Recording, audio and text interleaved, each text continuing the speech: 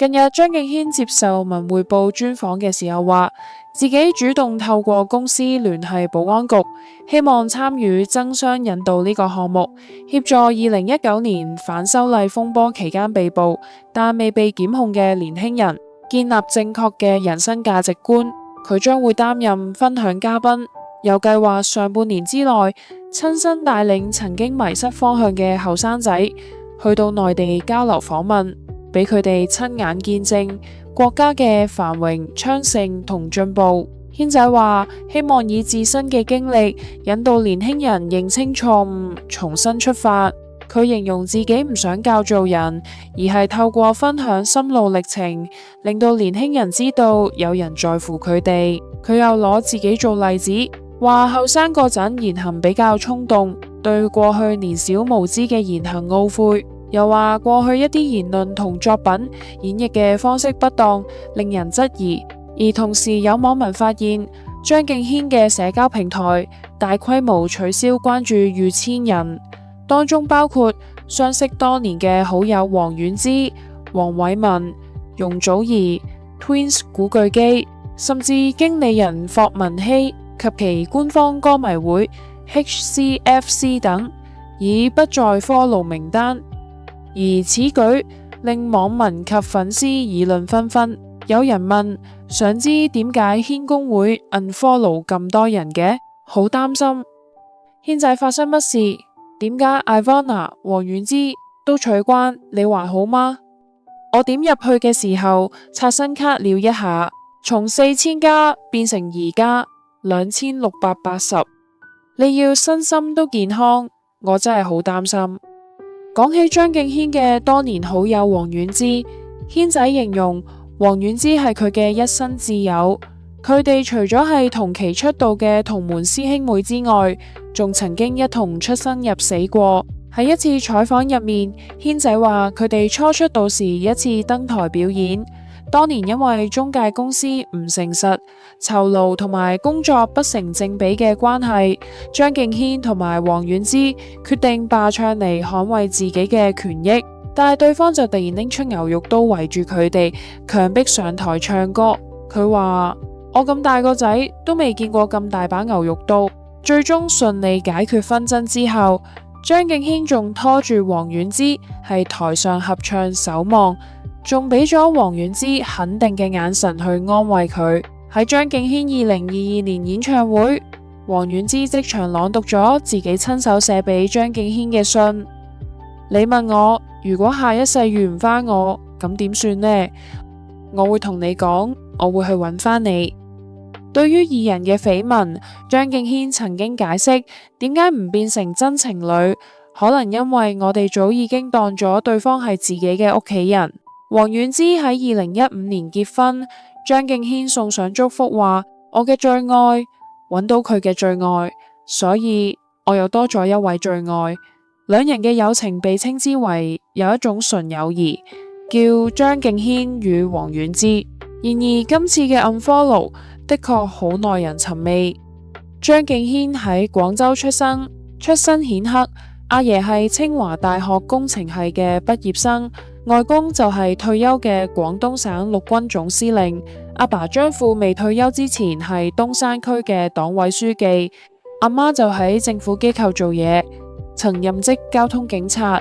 並因此結識張富，兩人拉埋天窗。之後阿媽婚後從商，開設羅丹音樂文化，阿媽又出錢出力打本，俾張敬軒廣州開設錄音室，自資出唱片。張敬軒絕對根正苗紅嘅官二代，軒仔同阿爸關係好好。2017年嘅12月，張爸爸70歲大壽，張敬軒寫咗一篇文章，名為《第一次親你》，你當然係指張爸爸啦。另外，佢同香港嘅娛樂圈亦好有淵源。張繼聰係張敬軒嘅表舅父，倫永亮係張敬軒嘅表舅公，軒仔仲係長子大王之稱陳鼎麗嘅契仔。陳鼎麗作為一位係商界閃耀嘅名字，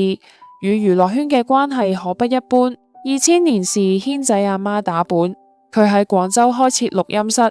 佢已經自資出唱片，並向各大嘅唱片公司敲門自薦。最終2002年佢被陳少寶發掘，簽約環球唱片，正式踏足香港嘅樂壇。環球唱片以專才計劃協助張敬軒來港工作。2009年，張敬軒投桃報李，以8位數字嘅酬勞同環球唱片續約2年。2010年時，張敬軒喺香港住滿7年，成為香港永久居民。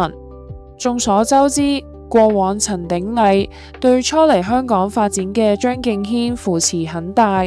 當然後兩人之間的紛爭亦讓人唏噓不已。最終兩人因為錄音室嘅錢問題反面收場。原來當時傳出要求高嘅張敬軒不斷花錢購買昂貴嘅器材，加上錄音室嘅收入同埋支出唔清唔楚，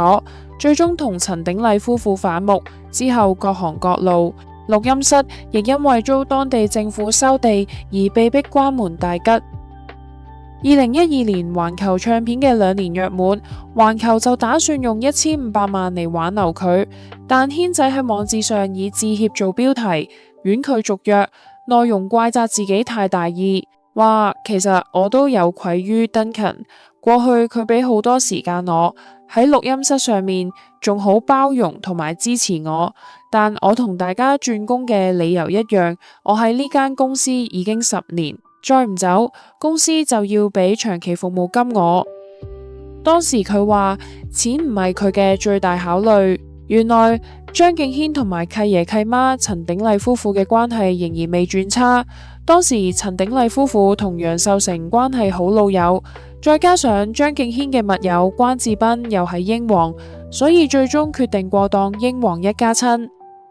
當時張敬軒仲欠環球20幾首歌，佢要趕出一隻碟翻唱其他人嘅歌，剩翻嘅10幾首歌就要賠錢甩身，聽講賠咗成7位數字，而英皇就爽快咁幫佢賠錢。2015年，佢以月租20萬租住山頂嘅3000尺豪宅，之後又斥資2000萬購入阿方 Studio， 並且落重本裝修。將錄音室其中一部分更加打造成50年代嘅火車卡箱，而至2015年之後，張敬軒嘅唱作人身份開始備受樂迷以及業界認同，收入隨之3級跳。2020年12月，佢陸續投資開錄音室，灣仔開餐廳及餅店，喺疫情期間出手創業，踩過界，搞時裝生意。喺銅鑼灣開設婚紗嘅品牌店，將百年時裝品牌活化，更加揾嚟同胡杏兒合作過搞婚紗店嘅設計師姚子玉做創作總監，實行2個男人賣婚紗。但由於 Covid 嘅關係，該鋪之後遷出，但佢嘅吸金力好強，近年又開過唱及巡迴演唱會，多達逾100場，場場爆滿，吸金力驚人。佢曾經晒出700萬嘅灰色勞斯萊斯，同埋居住嘅薄扶林玫瑰村嘅百年大宅，生活舒適。講到佢受爭議嘅事，應該係2014年台灣太陽花學運期間，張敬軒曾喺社交媒體發出一張牽手嘅圖片，寫住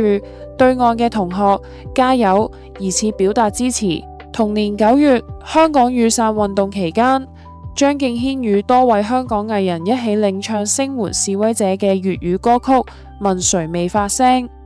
2017年，張敬軒宣布參加大陸綜藝節目《歌手》第5季，但被大陸網民檢舉佢係港獨，隨後火速遭主辦方除名，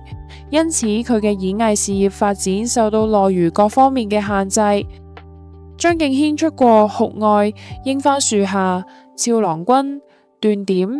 只是太愛你，吻得太逼真等好多膾炙人口嘅歌曲。香港榮升樂壇一哥，佢仲時常出現係唔同新人嘅演唱會，為新人助陣，更獲封軒公稱號。張敬軒而家又越來越識保養，皮膚白滑靚仔咗唔少，身形亦好 fit， 收穫咗唔少歌迷。今次佢嘅突然 unfollow 咁多人，真嘅令 fans 好擔心。